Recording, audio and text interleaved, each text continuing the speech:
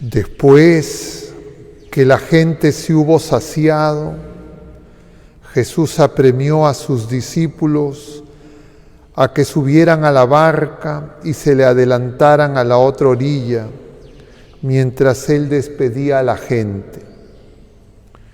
Y después de despedir a la gente, subió al monte a solas para orar.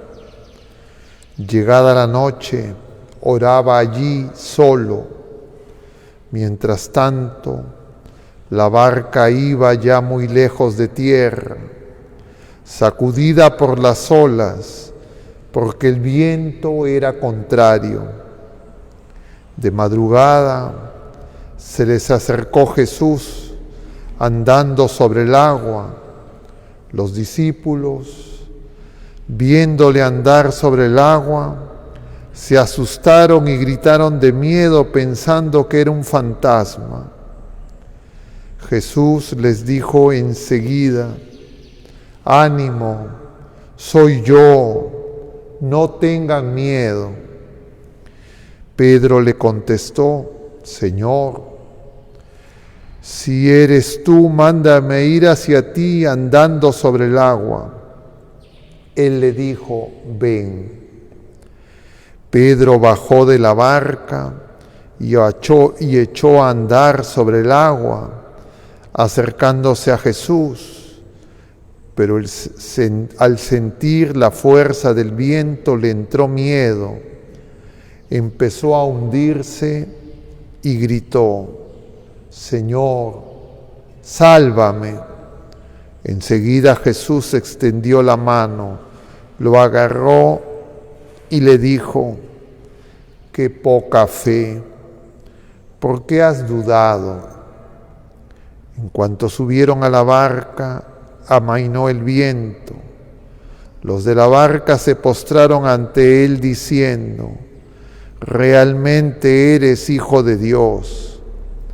Terminada la travesía, llegaron a tierra en Genesaret, y los hombres de aquel lugar, apenas lo reconocieron, pregonaron la noticia por toda aquella comarca y trajeron donde él a todos los enfermos.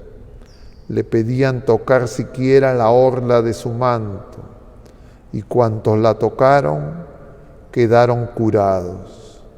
Palabra del Señor.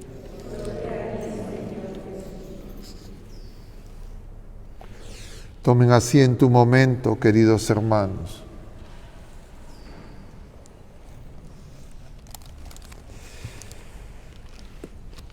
Estamos en este martes de la 18ª semana del tiempo ordinario.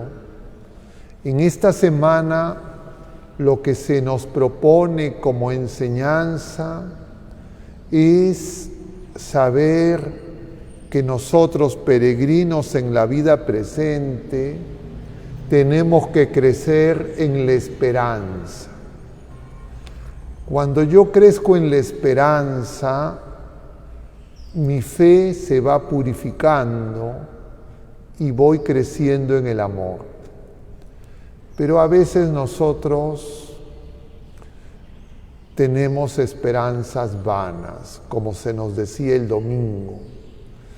Todo el domingo se nos hablaba de justamente esa necesidad de crecer en la esperanza. Porque si no crecemos en la esperanza, no podemos doblegar nuestra codicia. La medicina para la codicia es la esperanza. Y la codicia es lo que impide amar como el Señor nos ama, porque la codicia está centrada en el tener, en el acumular, y el amor está centrado en dar, en darnos, en hacernos ofrenda. Y eso hoy se nos presenta también. Está presente en todo lo que nos enseña el profeta Jeremías, que hemos escuchado en la primera lectura, que nos está acompañando todos estos días. Ya estamos viendo los últimos pasajes del profeta Jeremías y ya el día viernes empezaremos con un nuevo profeta. Y entonces conviene tener presente la circunstancia que está viviendo el pueblo de la primera alianza y en qué contexto está profetizando Jeremías. Jeremías está, diríamos, contra todos. Lo que él dice resulta absolutamente, diríamos, inaceptable por los que lo escuchan, porque justamente los que lo escuchan han puesto su confianza en lo pasajero, en las cosas de este mundo, en los poderes temporales, en sus capacidades de negociación, en sus capacidades políticas, y se han olvidado del Señor. Y no es que dejan de hacer sacrificios, no es que dejan de ir al templo, pero esa fe se ha adulterado y ellos no se dan cuenta. Y entonces aparecen, como veíamos ayer, falsos profetas. Veíamos a un personaje llamado Ananías que supuestamente quiere consolar al pueblo diciéndole que no le va a pasar nada, que no va a tener problemas, que no va a experimentar el dolor, el sufrimiento, la purificación, diríamos la cruz. Y entonces Jeremías es enviado por el Señor para decirles que no, que van a tener que experimentar el dolor, el sufrimiento, van a ir al exilio. De alguna manera todo eso es figura de la cruz, de la pasión purificadora, que si no la vivimos con el Señor, nos resulta absolutamente destructiva e inaceptable. Y por eso es que nosotros necesitamos crecer en la esperanza, y la esperanza es en la vida eterna, en la vida nueva, y eso se revela en plenitud en Jesucristo. Está de alguna manera prefigurado con esas palabras de Jeremías que le dice al pueblo que van a regresar del exilio, que van a volver a Sión, que el Señor va a ser quien les anuncie, que les otorgue esa victoria que parece absolutamente inalcanzable, porque en esos momentos ya sus fuerzas humanas, sus posibilidades temporales no alcanzan. Y eso le va a ocurrir a toda persona que ponga su confianza en lo temporal. Y es peligroso si es que esa persona cree que tiene fe, pero su fe es una fe vana, una fe sin esperanza. Y entonces va a renegar de Dios. Va a rechazar al Señor, va a tener miedo a Dios. Y eso puede parecer un tanto extraño, porque nosotros no con facilidad nos damos cuenta que le tenemos miedo a Dios. Eso se nos presenta hoy en el Evangelio. El pasaje que hemos escuchado corresponde al capítulo 14 de San Mateo. Es el relato inmediatamente después de la multiplicación de los panes. El Señor ha curado a mucha gente, les ha dado el alimento, están entusiasmados, pero Jesús los despide. Despide a la gente y también a sus discípulos que van en la barca. Y Él se va a hacer oración solo. Como sigue haciendo oración solo por nosotros. El Señor está presente en el sagrario, El Señor sigue en ese sagrario, no está durmiendo, está el Señor presente, vivo. Y eso para nosotros es totalmente misterioso, inaccesible a la razón humana. Y entonces el Señor, orando solo, ve a esa barca que está con viento en contra, en ese mar. Eso es, diríamos, nuestro peregrinar en medio de este mundo. Nosotros estamos en el mundo, pero no somos del mundo. El mar representa al mundo. Y nosotros en el mundo podemos ir de dos maneras: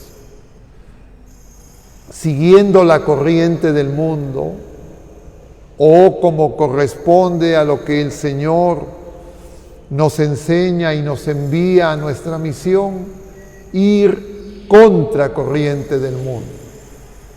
Pero cuando vamos contra corriente del mundo, si no tenemos una fe viva, una esperanza firme, nos vamos a desanimar, nos vamos a cansar y vamos a terminar acomodándonos al mundo. El mundo nos seduce, nos engaña, nos atemoriza, y el Señor lo sabe. Pero Él quiere que aprendamos, y por eso es que Él camina sobre las aguas, como el Espíritu Santo en el Génesis aletea sobre las aguas, camina sobre las aguas, es Señor. El viento y las aguas, el mundo, no pueden hacer nada contra la voluntad de Dios, no contra el designio amoroso del Padre manifestado en Jesucristo, que ya venció al mundo. Pero nosotros tenemos que tener esa experiencia. Sabemos que el Señor ha vencido al mundo, pero eso tiene que hacerse experiencia para que podamos crecer en la esperanza, para que nos demos cuenta que nuestra fe, para entrar en el mundo, para entrar en ese mar, necesita ser una fe viva. Y les he dicho varias veces en distintas ocasiones a distintas personas, y lo voy a repetir ahora, eso es lo que tiene que pasar con nuestra iniciación cristiana. A veces nosotros creemos, y me refiero a nosotros, a las personas laicos comprometidos, a las personas que quieren agradar al Señor, a los clérigos, a la iglesia en su jerarquía y en los laicos, uno puede creer que la iniciación cristiana, es decir, el bautismo, la primera comunión y la Eucaristía, ya nos hacen capaces de entrar en el mundo.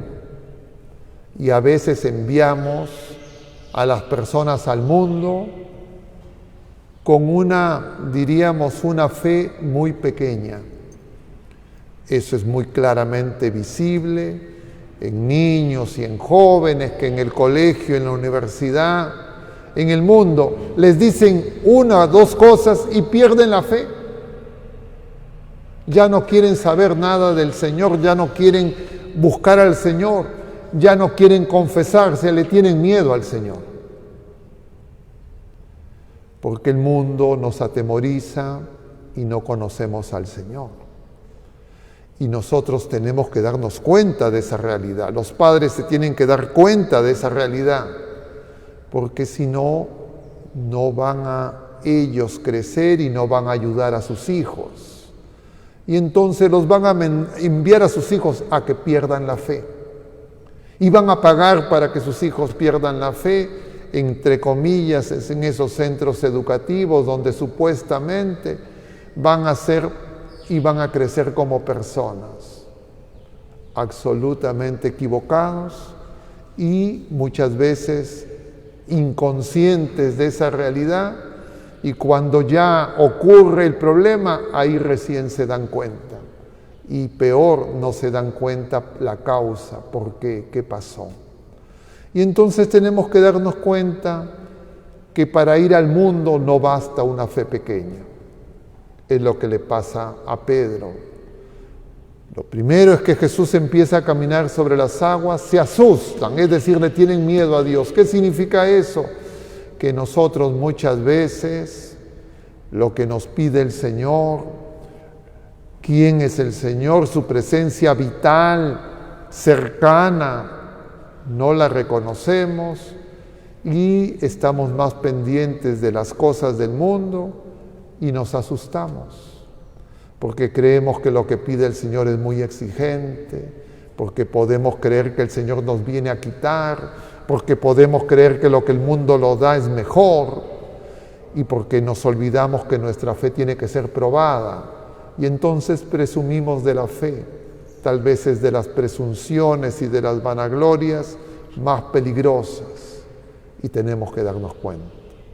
Eso le pasó al pueblo de la primera alianza, eso denunció Jeremías, eso sigue pasando en nosotros hoy, porque las palabras del Señor son de vida eterna y el Señor nos habla hoy a cada uno de nosotros y cada uno de nosotros tiene que examinar cómo esas palabras me tocan.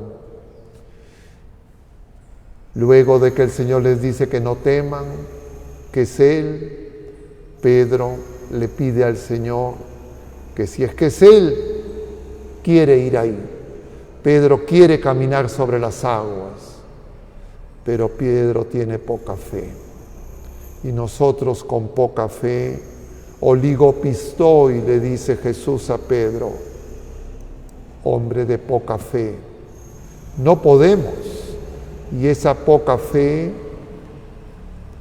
la fe no crece, no madura, si no tiene la prueba, si no experimentamos la prueba, si no crecemos en la esperanza, si nuestra confianza no está puesto solo en el Señor y que el Señor nos lleva a la vida eterna, a la casa del Padre, pero cuando yo quiero hacer mi paraíso en la tierra, cuando yo me esfuerzo y trabajo arduamente para construir la felicidad en este mundo con mis fuerzas, con mis capacidades, y he olvidado que en ese paraíso la serpiente no fue expulsada, y creo que con una poca fe y que mientras que las cosas me van bien, estoy bien y tengo fe, eso es un error.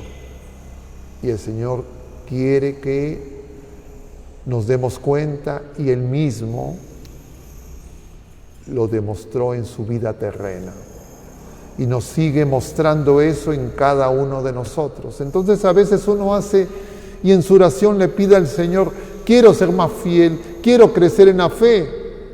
Inmediatamente va a aparecer la prueba, porque nuestra oración es escuchada, pero apenas aparece la prueba, le voy a decir, Señor, quítame la prueba. Ya no creo en ti, ¿por qué me pasa esto? ¿Por qué me pasa lo otro?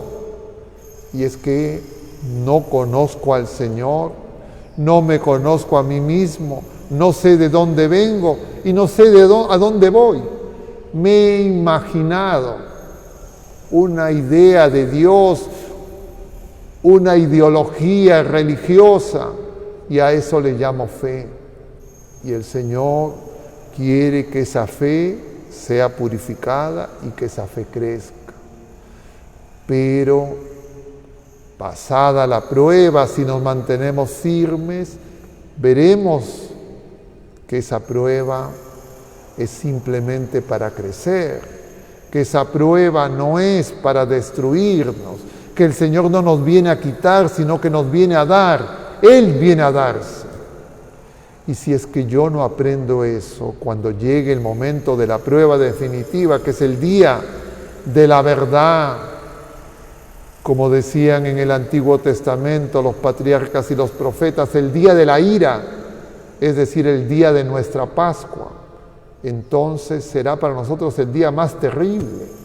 Y cuando el Señor esté más cerca de nosotros, nosotros nos alejaremos más de Él. Eso le pasó a los apóstoles. 11 de 12 lo abandonaron, Pedro mismo lo negó, Judas lo vendió.